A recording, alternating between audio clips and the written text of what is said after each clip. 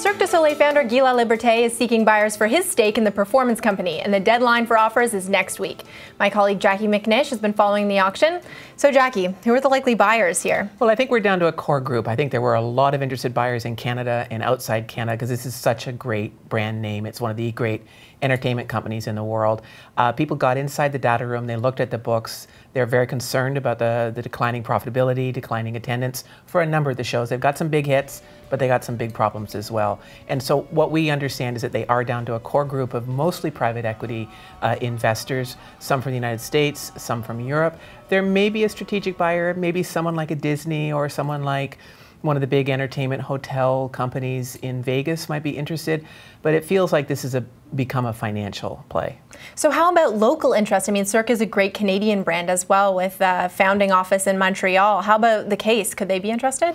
I think the Case would very much like to be there. The question is, if it is an international consortium of private equity investors, will they let them in? And we got some pretty good signals this week from Premier Couillard and Quebec legislature. The debate is already starting. You can feel the political backlash, concern about losing ownership of such a prominent Quebec company. This is one of the big ones. So we're going to expect to see undertakings. We're going to expect to see that they keep the jobs there, they keep the headquarters there.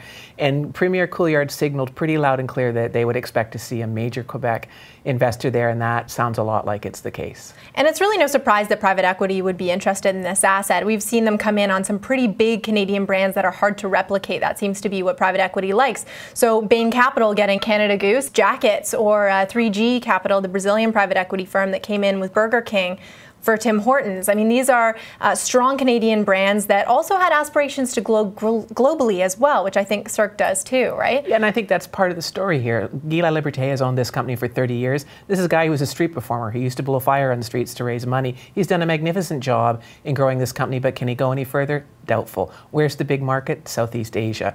Who's going to take him there? It's got to be private equity, people with big pockets that really don't exist here in Canada. Yeah, and speaking of those deep pockets, private equity really has them, and that's because 2014, which is a huge year for exits. A lot of sales to sovereign wealth funds, institutional investors. There was a lot of capital out there, and it was very competitive. So private equity looking to exit some of those positions maybe they've been holding on to since before the recession. That's longer than the 3 to 7 years that they usually like to hold assets. So now that they've got all that capital, though, the question is where to put it, because it's still very competitive. So maybe something like Cirque, it's a unique asset, it's a one-off, could be appealing. And if they've got enough money, they're going to bid enough for it, and so we'll have the answer hopefully next week when we come back to talk about this, because it looks like it's getting pretty close to the end. Definitely one to watch.